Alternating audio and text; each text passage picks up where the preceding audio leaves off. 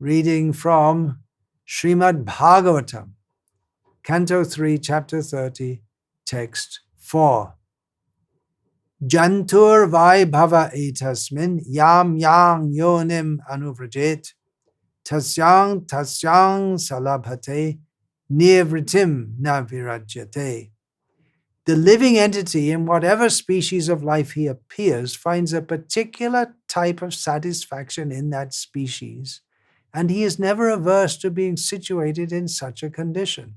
Just try to imagine that. If you're in the body of a frog, we find a lot of frogs jumping around here, or a bug, and they're quite satisfied. Of course, it's not satisfaction, it's the satisfaction of Maya, but they want to remain in that body. There's a narration in Mahabharata of one man. He saw that there was a chariot coming and there was a worm on the road, and the worm was struggling to get out of the way so he didn't get crushed by the chariot, and the man was laughing. Well, just a worm, what does it matter if you get killed like that? But this worm somehow had some yogic power from some previous life, and when the man was laughing, he replied that, yes, this is my situation. I remember my previous birth, but now I'm in this body. I'm attached to this body. I don't want to leave this body. And we have the story of Indra, who was cursed to become a hog. And once he was in that body, he didn't want to go back to the body of Indra because he thought, I'm happy here as a hog. Here's Srila Prabhupada's purport to this verse. The satisfaction of the living entity in a particular type of body, even if it is most abominable, is called illusion. A man in a higher position may feel dissatisfaction with the standard of life of a lower grade man. In other words, someone who's very rich, and then they lose everything, and then instead of living in opulence with many servants and all facilities, he's just living in some shack and no facilities, so he'll feel very dissatisfied. But the person who's in that position, the lower grade man, is satisfied in that position because of the spell of Maya, the external energy. Maya has two phases of activities. One is called prakshepatmika, and the other is called avaranatmika. Avaranatmika means covering, and prakshepatmika means pulling down. In any condition of life, the materialistic person or animal will be satisfied because his knowledge is covered by the influence of Maya. In the lower grade or lower species of life, the development of consciousness is so poor that one cannot understand whether he is happy or distressed. This is called avaranatmika. Even a hog who lives by eating stool finds himself happy, although a person in a higher mode of life sees that the hog is eating stool. How abominable that life is. Yeah, the hog feels very happy eating stool. Anyone?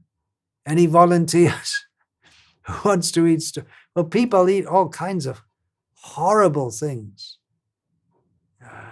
And they think it's very good to eat that. We didn't discuss it here, but really nasty things. And people think, yeah, very nice, very good. That jiva in the body of a hog is supposed to be dancing with Krishna, but he's feeling happy eating stool. Ignorance is bliss. It's not only the hog, it's everyone in this material world. The hog is a gross example, But we're all in a miserable position. We're all doing things which we shouldn't be doing. We should be in bliss with Krishna. Here's a quote from Srila Prabhupada's purport to Bhagavatam, Canto 1, Chapter 6, Text 38. No one is happy here within the universe. And what is felt as happiness is Maya's illusion. The illusory energy of the Lord is so strong that even the hog who lives on filthy stool feels happy. No one can be truly happy within the material world. We should make that a sign and post it up in our house or everywhere. No one can be truly happy within the material world. See anyone happy? Don't believe them, unless they're devotee who's happy in Krishna consciousness. People think that, oh, we have so much freedom and independence.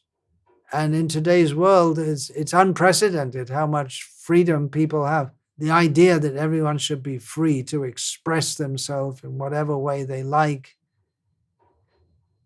But in many ways, it makes life more difficult for many people. We find the traditional societies, people are obliged to act in ways that lead to social harmony. People that conforming to social norms without acting excessively individually. There's a certain way you're supposed to behave, and life becomes easier for everyone. When you have so many choices, oh, what should I do? Then what should I do? Then you have to make multiple decisions, and it can be very stressful. The children are going to school. What will be my future? They don't know. Well, in traditional society, you wouldn't have that problem because it's chalked out for you what you'll do. For the women, for the girls, they'll get married and they'll have domestic life.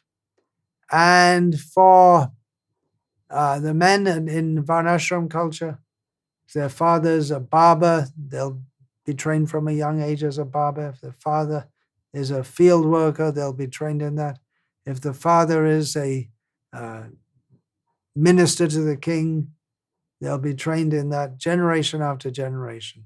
So you may say, well, there are disadvantages of that, but there are some advantages that people aren't in anxiety about what am I going to do.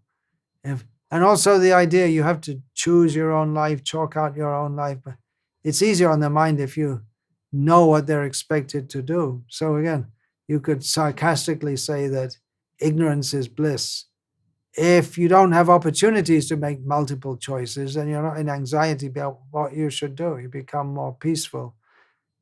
Of course, we need the whole society to be working harmoniously for the overall benefit of all the members. If it's an exploitive society, then no one's going to be happy, whatever social system it is. And whatever social systems are going on in the world, people find some way to exploit others.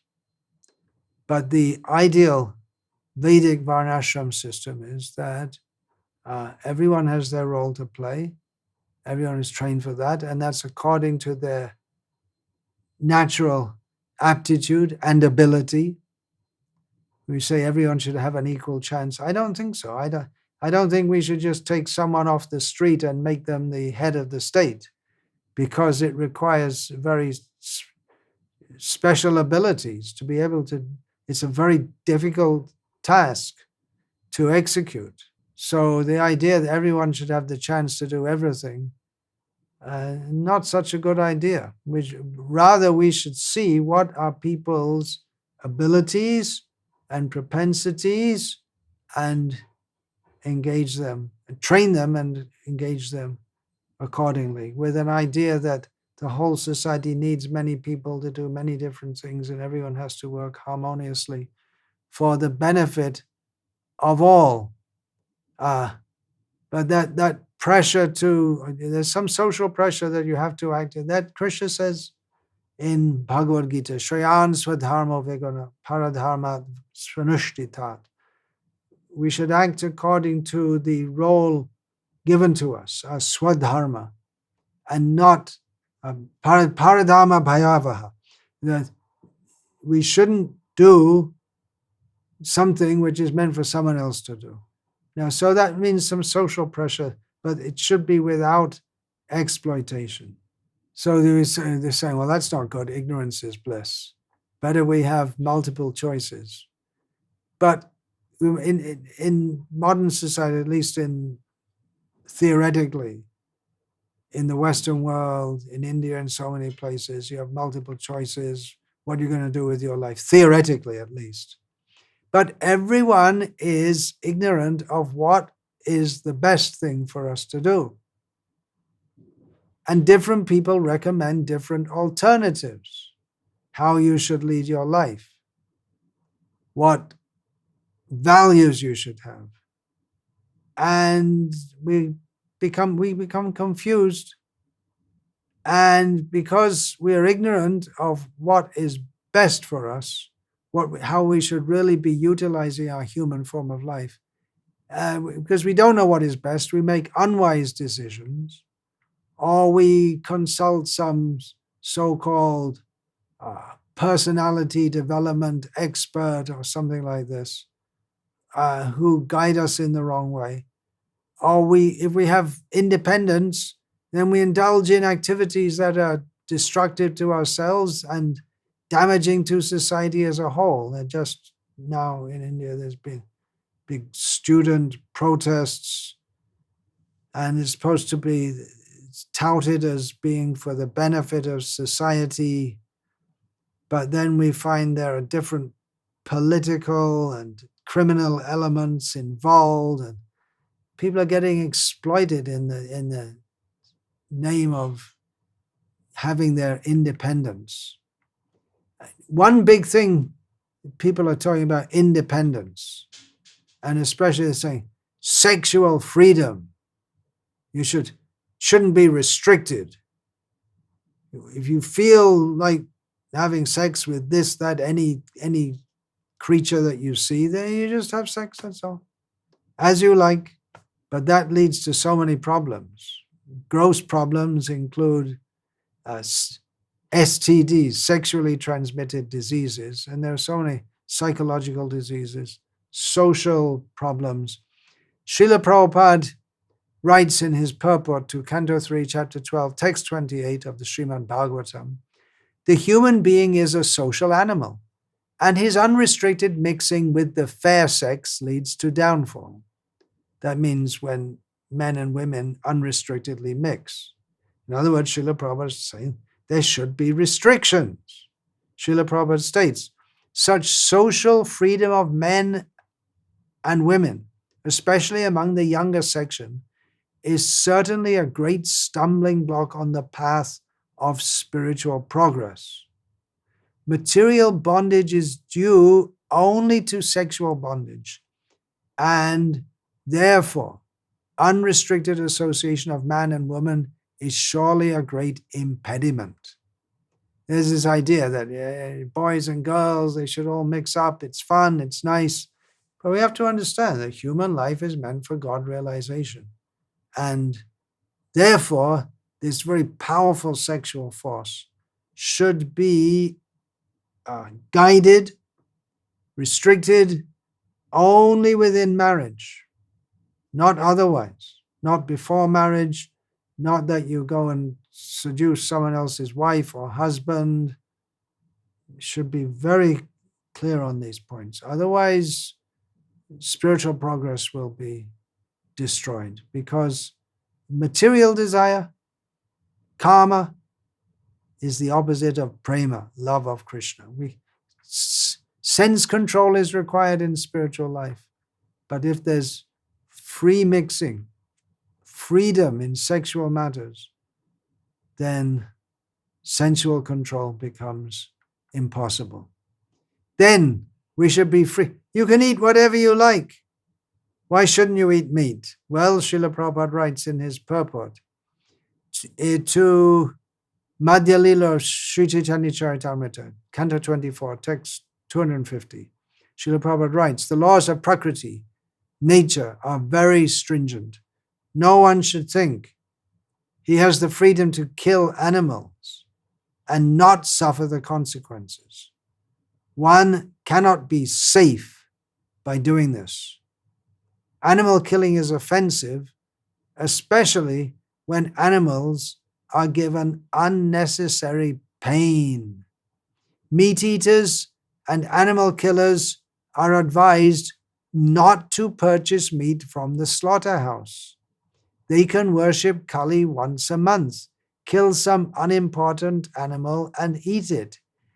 Even by following this method, one is still an offender. So freedom, yeah, you have freedom. You can eat meat if you like, but people don't know how much sinful activities, how much sinful reactions they're getting from eating meat. We should educate people. We should distribute these books, tell them, give them prasad, the higher taste. People just think it's normal. You eat meat. Slaughterhouses, just part of civilization. It's not civilized. It's very, very sinful. So having the freedom to eat meat, no, government should restrict. Government should restrict also intoxication. There's modern society gives freedom to indulge in all kinds of intoxication. And major problems in today's world are various kinds of addictions, not only to direct intoxication, but like alcohol, tobacco, vaping, but people are also addicted to porn, screens endlessly, scrolling. There's gambling addiction, shopping addiction. Srila Prabhupada writes in his purport to Bhagavatam, Canto 5, Chapter 19, Text 25, one should endeavor to go back home, back to Godhead. Yanti madhyajino pimam. Simple, straightforward statement. That's why it's good to read Prabhupada's books again and again. Just makes it simple and clear, gets us right on focus. One should endeavor to go back home, back to Godhead. Otherwise, Srila Prabhupada writes, there is no difference between human life and the lives of jungle animals and birds. Animals and birds also have freedom, but because of their lower birth, they cannot use it. We're so anxious for freedom, but animals and birds also have freedom, but they don't have the requisite intelligence to know how to utilize it properly. Srila Prabhupada explained how by misusing freedom, everyone here in this material world is a criminal. This is from the book Perfect Questions, Perfect Answers. In the section, Acting in Knowledge of Krishna, Srila Prabhupada says, if I know that everything belongs to Krishna, I will not use anything without his permission. That is honesty, and that is knowledge. One who does not know is ignorant. He is foolish, and a foolish man commits criminality. All criminals are foolish men. Out of ignorance, one commits law-breaking. So ignorance is not bliss. But it is folly to be wise where ignorance is bliss. You got that? Where everyone's a fool and they think they're happy, and then you can say ignorance is bliss. But if you want to be wise and try to instruct people how to come out of that, they'll react against you. So it's where people are fools, it's foolish to try and instruct them. It's an English saying. It's a folly to be wise where ignorance is bliss. So Srila Prabhupada continued. Of course, it's not foolish to try to instruct, but it's foolish in the sense that some people are so stupid they can't take any good instruction. So Srila Prabhupada said, the whole world is enjoying, so-called enjoying, ignorance. And when you talk about Krishna consciousness, they do not very much appreciate it. If I say, Krishna is the proprietor, you are not the proprietor, you will not be very much satisfied. Just see, Srila Prabhupada said, ignorance is bliss. So it is my foolishness to say the real truth. Therefore it is folly to be wise where ignorance is bliss. So we are taking the risk of offending people, and they will think we are fools. If I say to a rich man, you are not the proprietor, Krishna is the proprietor, so whatever money you have, spend it for Krishna. He will be angry. That person will become angry. Once Srila Prabhupada was walking with his disciples somewhere in America, and one of the disciples pointed out, oh, you see over there, there's this big estate, some very rich man. He's very rich, owning some oil company, something like this. And Srila Prabhupada said to the disciples, well, what would you say to him if you met him? And disciples all offered different things. And then one disciple said, we should tell him that he's a thief because he's stealing all the oil. It's all Krishna's oil, and he's taking it and taking all the money for himself. Prabhupada said, yes, that is the right answer. We're all thieves in this world. Ignorance is bliss, but that bliss is not real bliss. That is the bliss of a hog. So real bliss means Krishna consciousness with full knowledge of who we are, how we should act in this life, so that we can go back to home, back to Godhead. And we should try to instruct. We don't want to sound puffed up, but factually, everyone in this world is foolish. Parabhavas tavada bodhajata yavanna jignasata aptatam. Rishabdev says, we can find it in the 5th canto of Bhagavatam, that everyone in this world, we're born in ignorance.